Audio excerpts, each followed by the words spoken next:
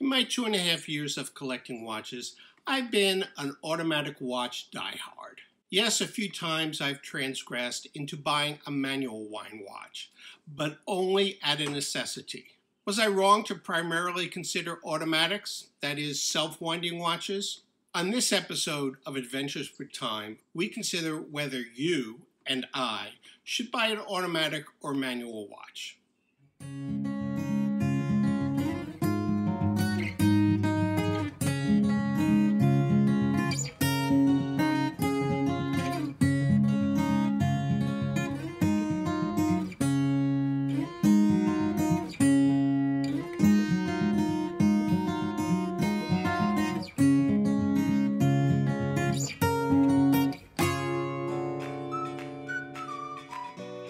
Thanks for tuning in to another episode of Adventures with Time.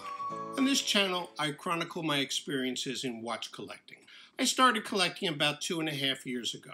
After 9 months of collecting, I started this watch channel because I found I was learning things about being a watch collector and having adventures that might help others in this hobby, and because I wanted to connect with other collectors. On this episode, I want to discuss the trade-offs between manual wind and automatic watches, and whether you should consider one over the other. I started off thinking that automatic was the route I should head with my collection. Nobody talked me into it. I wasn't following some watch pundit on YouTube. I did it myself. Also, although not exclusively, I prefer an automatic watch. It's just that I find it more convenient having to not worry about winding a watch while it's on my wrist for the entire week. But I'm finding I was wrong. Now, what is right for me may not be right for you. That's what I want to explore on this episode in the hopes of giving you some views that may help you with your collection. Let's think about the benefits of each type. First, there's cost. Generally, manually wind watches are less expensive. They're also thinner because they don't have to fit in that rotor. However, those rotors usually are decorated very nicely. And there's more engineering to marvel at with an automatic watch. But it's the actual winding that's the big seller of automatic watches. The fact that you don't have to manually wind your watch every day. That's what influenced me to strive for the automatic option when available. Now, though, I realize two important realities. The first, concerning my own watch-wearing habits. I now have about 16 watches in my collection that I wear in rotation. I usually wear any specific watch for several days in a row, maybe as long as a week. I'm not one to change my watch daily or during the day. So if the watch I'm wearing is an automatic, it will never need winding while it's on my wrist.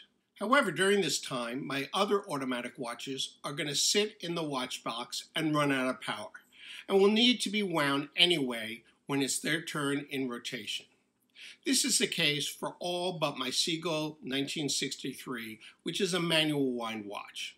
The bottom line is that I will need to wind a watch whenever I first put it on for its cycle on the wrist. Why not use a watch winder, you say? Well, I would need 15 watch winders to keep my entire collection running. That's a big expense and a lot of space on the shelf. But you may not wear your watches like me. Maybe you wear a different watch on a daily basis.